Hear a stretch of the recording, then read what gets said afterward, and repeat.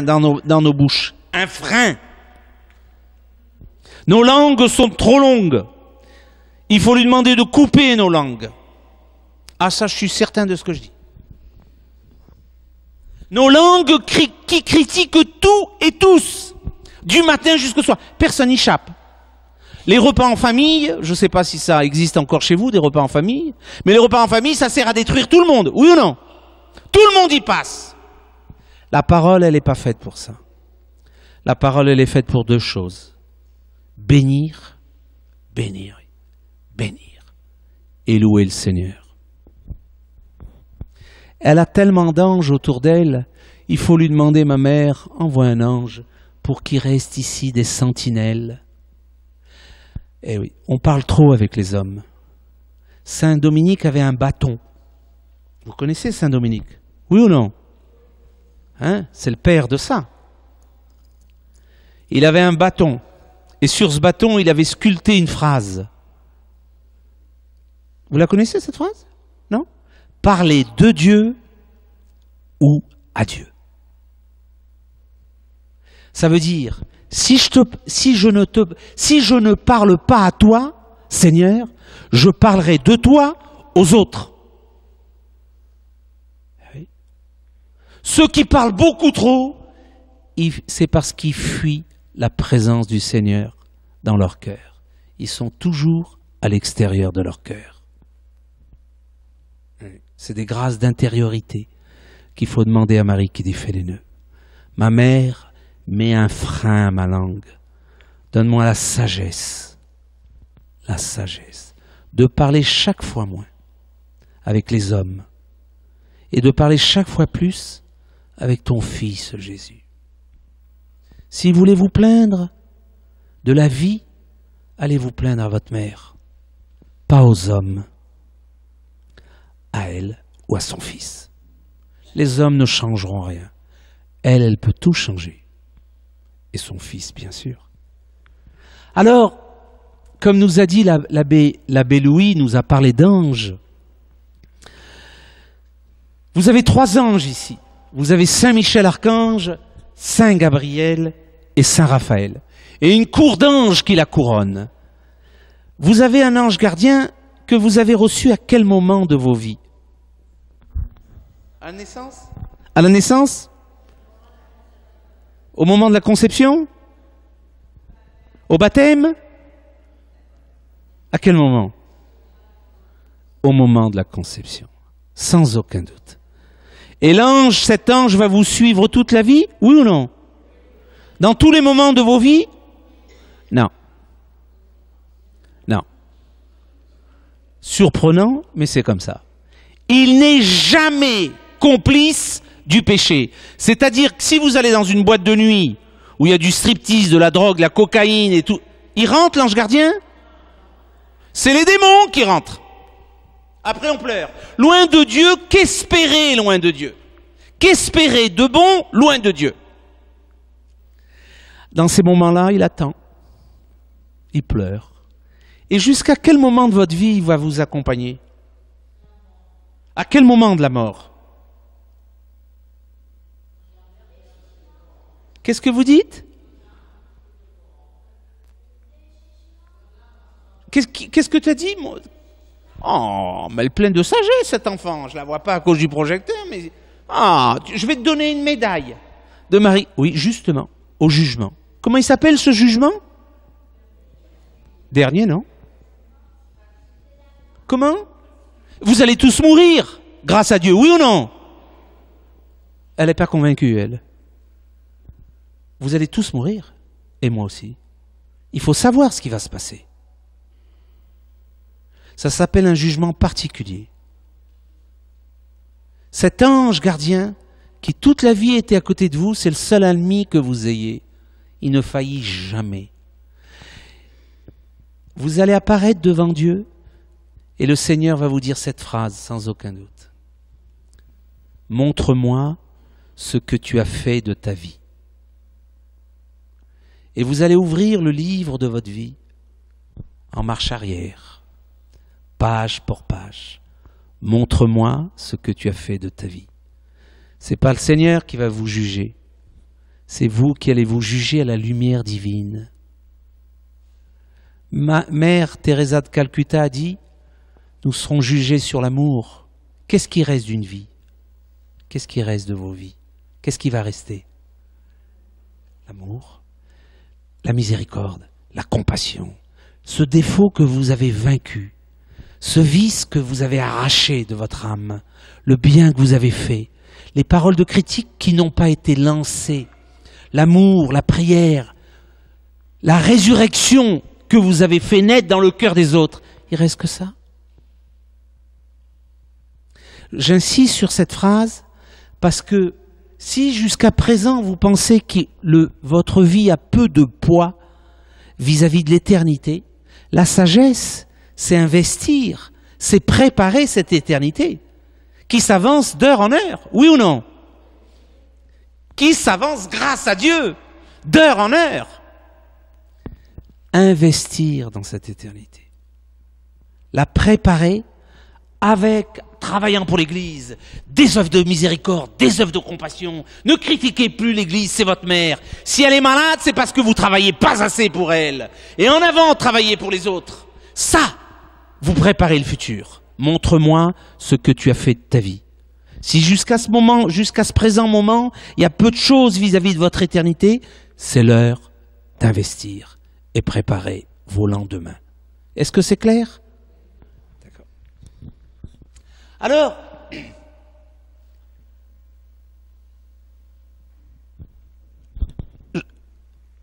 je vois ces milliers de personnes au Brésil qui viennent au sanctuaire demander des grâces. Et moi-même, à partir du Brésil, j'ai organisé des pèlerinages à Fatima, Lourdes, dans tout tas d'autres endroits, à Medjugorje. Et j'ai vu souvent ces personnes qui courent les sanctuaires, de sanctuaire en sanctuaire, qui demandent des grâces et qui souvent ne les reçoivent pas. Pour quelle raison? Bon. Il y a un verset dans la parole qui dit le suivant. Non. Non. 2 fois non. Ce n'est pas la main de Yahvé qui est trop courte pour te sauver, ni son oreille trop dure pour t'entendre.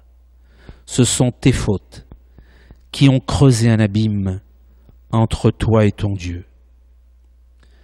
Vos péchés ont fait qu'il vous cache sa face. Qu'est-ce que ça veut dire, ce verset? Non, ce n'est pas la main du Seigneur qui est trop courte pour te toucher, ni son oreille trop sourde pour t'entendre tes pleurs et tes nécessités. Ce sont tes péchés qui ont élevé un mur entre la grâce du Seigneur et toi-même. Ce mot péché, qu'est-ce que c'est? Hein?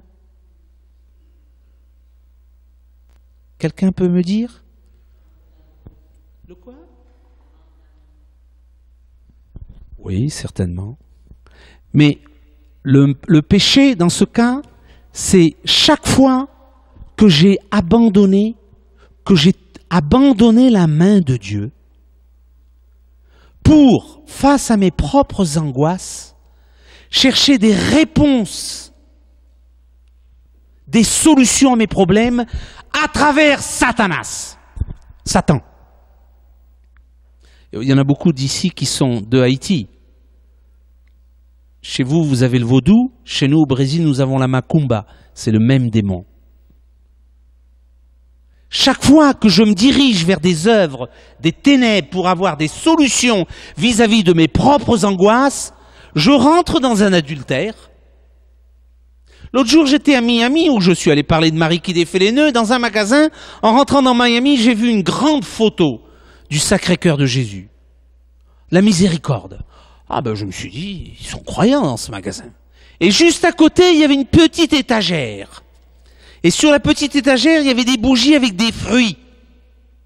La même personne invoquait, sacrifiait au démon et disait « Jésus, je t'aime ». Mais c'est incohérent ça. L'homme qui est marié, qui dit à sa femme « Je t'aime » et qui a une amante, c'est un menteur fini. Le propre de l'amour, c'est la fidélité. Ou je t'appartiens entièrement, Seigneur Jésus, ou je suis un menteur. Ma vie est une farce. Je peux pas avoir un pied dans un canot. Un canot, ça existe en français, canot?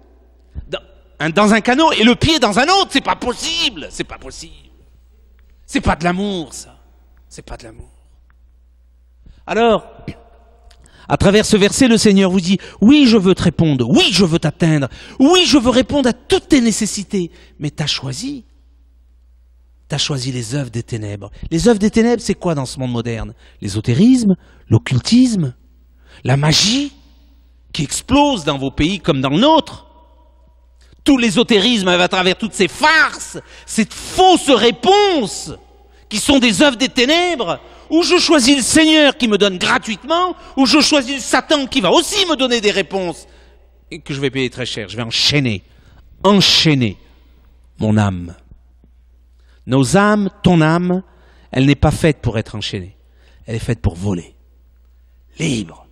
Chaque fois que le monde, à travers ses pressions, dit aux jeunes, je pense en ce moment aux jeunes filles, d'ici, pour t'amener à pécher contre l'impureté, il t'enchaîne. Et la Vierge te répond, dis non, pour garder ta chasteté et être libre. Alors, pour recevoir les grâces qu'elle veut nous donner ce soir, parce qu'elle vient vous visiter, c'est pas par hasard. Le par hasard dans la religion catholique, pour un chrétien, n'existe pas. Ça n'existe pas. On va se mettre à genoux, si vous voulez bien, et on va renoncer à notre passé.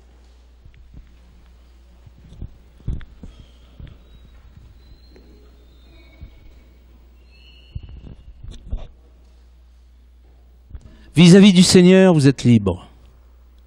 Vous pouvez répéter ces paroles ou ne pas les répéter. On va fermer nos yeux et on va se mettre en sa présence. Et on va lui dire, vous allez répéter après moi, Seigneur Jésus, me voici. Je viens te visiter parce que ta mère m'a appelé et j'ai besoin de toi. Parce que je suis un mal-aimé. J'ai besoin de ton amour que je fuis depuis tant d'années. Et vois les plaies que je porte en moi. Et ce soir, je te demande de tirer de mon cœur la peur que j'ai de toi.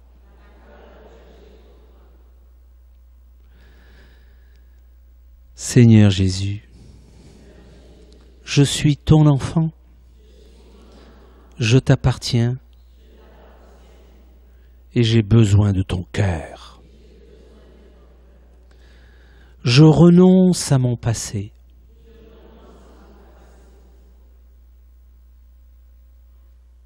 Je renonce aux mensonges de ma vie. Je renonce à l'hypocrisie de ma vie. Je veux déposer les masques de ma vie dans les mains de ta mère, Marie qui défait les nœuds. Jésus, touche mon cœur, car je veux t'appartenir entièrement. Pour toujours. Je te donne mon corps, je te donne ma tête, je te donne mon cœur, je te donne ma sexualité. Viens régner en moi. Et en ce moment, je veux te dire, je t'adore. Tu es mon seul Seigneur. Mon seul maître, mon seul Dieu. Je me consacre à toi par le cœur de ta mère. Et je renonce à Satan, à ses mensonges, à ses illusions, à ses farces. Je renonce à Satan. Satan, sors de mon cœur. Sors de ma vie. Sors du cœur de mes enfants. Sors du cœur de mon époux. Sors de ma maison. Car nous appartenons à Jésus et à sa mère pour toujours. Maintenant, c'est moi qui vais prier pour vous. Seigneur Jésus, tu es le berger divin. Viens au milieu de ton troupeau, de tes enfants.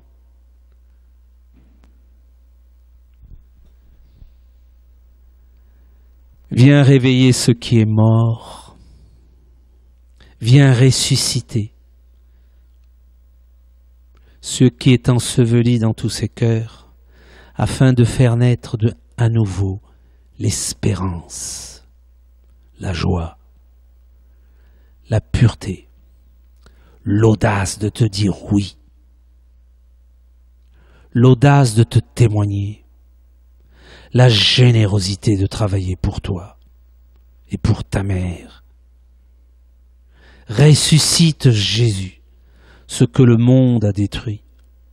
Passe au milieu de tes enfants et touche ces cœurs, l'un après l'autre, en versant tes bénédictions et ton amour par les mains et le cœur de ta mère.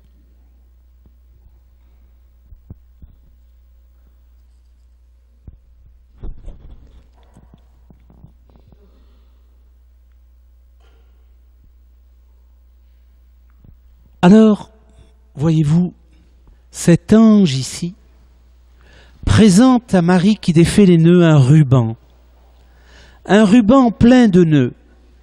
Qu'est-ce que c'est les nœuds de nos vies? Le péché, oui, mais quoi d'autre? Oui, les difficultés, la maladie, les tumeurs. Dans ce sanctuaire au Brésil, il vient tellement et tellement de femmes qui ont des tumeurs au sein, ailleurs, des hommes avec des tumeurs à la prostate, tellement. La maladie est un nœud. Le manque d'emploi, le manque d'espérance, le manque d'enthousiasme quand on est mort à la grâce. Il y a beaucoup de nœuds. Mais il y a un nœud dont je voudrais particulièrement parler ce soir. À la veille de la mort, moi je l'ai souvent vu parce que j'accompagne des mourants fréquemment. Il y a un nœud tellement fort qui empêche celui qui est en phase terminale, ou celle qui est en phase terminale de mourir. La mort, les mécanismes de la mort, c'est un mystère. Et cette douleur spirituelle est tellement forte qu'elle bloque pour un temps la propre mort. Qu'est-ce que ça peut être ce nœud? Le manque de pardon. Le manque de pardon vis-à-vis des autres, vis-à-vis de sa famille, vis-à-vis de tous ceux qui nous ont entourés, les pardons qu'on n'a pas voulu donner à la veille de la mort, il faut arranger tout ça, oui ou non? C'est des nœuds terribles. Pourquoi attendre les derniers moments d'une phase dont vous ne serez pas maître? Pourquoi remorquer toute une vie le poids de ces rancunes, de ces colères, de ces ressentiments? Ça existe en français, ressentiment? Oui. De ces ressentiments. Celui qui veut pas pardonner, moi je le vois au sanctuaire de Marie qui défait les nœuds au Brésil, celui qui veut pas pardonner, c'est un vaincu. Si tu refuses de donner ton pardon, tu es une vaincue. Tu n'es pas une vainqueur, tu es une vaincue. Le démon t'a enchaîné. Qui est lié? C'est la personne qui refuse de donner son pardon. Les Indiens, au Brésil, ça chasse le singe de cette façon. Ils mettent dans l'arbre, moi j'ai habité des années l'Amazonie, je les ai vus souvent faire, ils mettent dans un arbre une cage en liane. Et dans la cage, ils mettent un fruit. Et ils laissent une petite ouverture.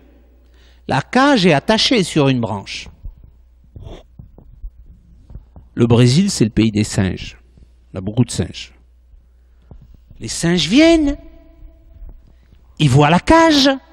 Dans la cage, il y a un fruit. Vous savez comment c'est un singe? C'est curieux. Ça tourne autour de la cage, plusieurs fois. Dessus, dessous. Et le singe, il est malin, le singe, malin comme un singe. Il voit le trou. Qu'est-ce qu'il fait? Il met la main et le bras. Et il prend le gros fruit. Et une fois qu'il tient le fruit, qu'est-ce qu'il fait? Il essaye de retirer sa main. Mais la main ne passe plus. Alors il secoue la cage désespérément. Pour être libre, il lui suffirait d'ouvrir la main, abandonner le fruit et sortir sa main. Comme il ne veut pas lâcher le fruit, qu'il tient désespérément, les Indiens arrivent avec leurs grandes flèches et ils tuent le singe qui meurt en tenant son fruit. Le singe, c'est nous. Si tu refuses de donner ton pardon, tu es intoxiqué par un venin qui te tue tous les jours. La personne à qui tu refuses de donner ton pardon, elle est peut-être heureuse, elle est peut-être à des milliers de kilomètres. Qui se fait mal? C'est vous, c'est toi qui se fait mal en repensant aux rancœurs que tu mastiques. Qu'est-ce qu'elles font les vaches? Ruminer ses rancœurs tous les jours et tous les soirs avant de s'endormir. Quand lentement ce venin te tue et la grâce ne passe pas. Si tu veux être heureux une seconde, venge-toi. C'est bon de se venger. C'est pas bon? Tu vas être heureuse une seconde. Si tu veux être heureuse pour toujours, pardonne. C'est l'option entre la vie et la mort. De ton âme. À Marie qui défait les nœuds, voyez-vous, il faut lui demander la grâce de pardonner. Déposez dans ses mains vos rancunes, les échecs de vos vies, les rancunes et les rancœurs, les ressentiments que vous avez contre vous-même, que vous avez contre les autres et que vous avez contre Dieu.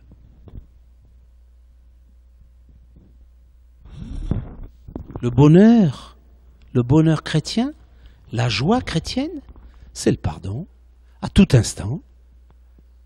Un couple ne meurt pas à cause de la sexualité ni du manque d'argent. Un couple se défait à cause des pardons qui n'ont pas été donnés et qui s'accumulent. Et un jour, l'abcès, plein de pus, explose. La grâce de pardonner. La grâce de pardonner, ça veut dire vous mettre, l'homme, autant l'homme que la femme, ça veut dire se mettre à genoux devant l'autre en demandant, voilà, j'ai fauté, donne-moi ton pardon au nom de Jésus.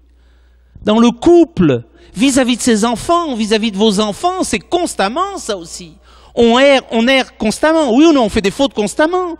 Devant l'autre, s'humilier, parce que en s'humiliant devant l'autre, on grandit dans le cœur de Dieu. Utilisez l'arme du pardon. La vengeance de Dieu, c'est le pardon. Utilisez l'arme du pardon pour défaire les nœuds que vous portez en vous. Les rancunes que vous avez contre votre pays, contre les autres, toutes ces rancunes, ces plaies, cette lèpre. Le manque de pardon, c'est la lèpre de l'âme. Celui qui ne veut pas pardonner, c'est un malade, il faut qu'il aille à l'hôpital. L'hôpital, c'est Marie qui défait les nœuds. Alors, on va faire une prière de pardon. Avant d'aller plus loin, on va lui demander de défaire les rancunes que nous portons en nous, afin qu'on sorte différemment. On va fermer les yeux.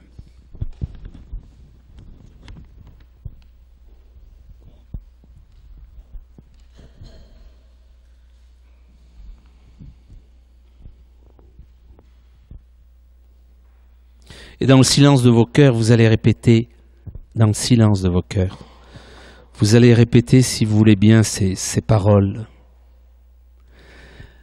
Marie qui défait les nœuds, mère du bel amour.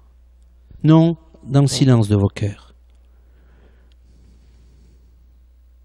Donne-moi la force de pardonner à tous ceux qui m'ont fait souffrir, à tous ceux qui m'ont humilié, à tous ceux qui m'ont marginalisé, à tous ceux qui m'ont rejeté.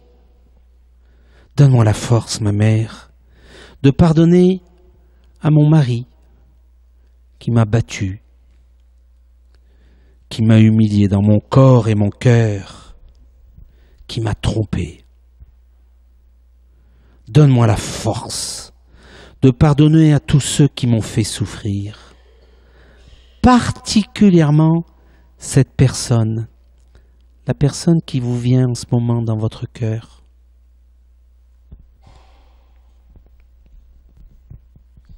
C'est celle-là qu'il faut pardonner.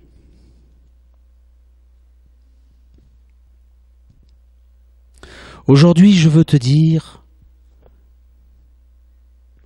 vous allez dire à cette personne que vous portez dans vos cœurs, je veux te pardonner, j'accepte de te donner mon pardon au nom de Jésus.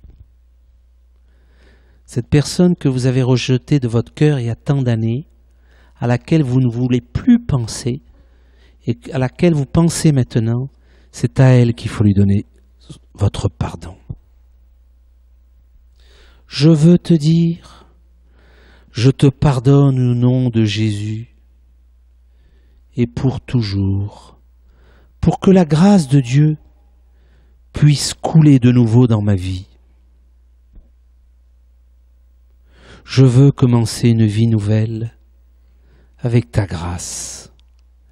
Viens, ma mère, à mon secours. Aide-moi à me pardonner aussi, parce que j'ai peut-être été la cause de ce nœud.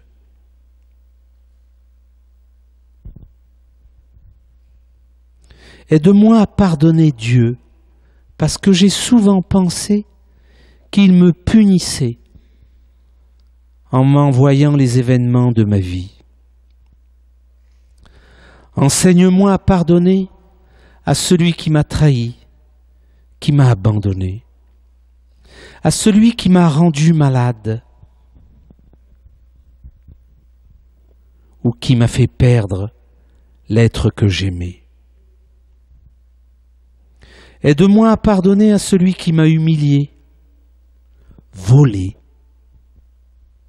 rejeté, qui, face aux autres,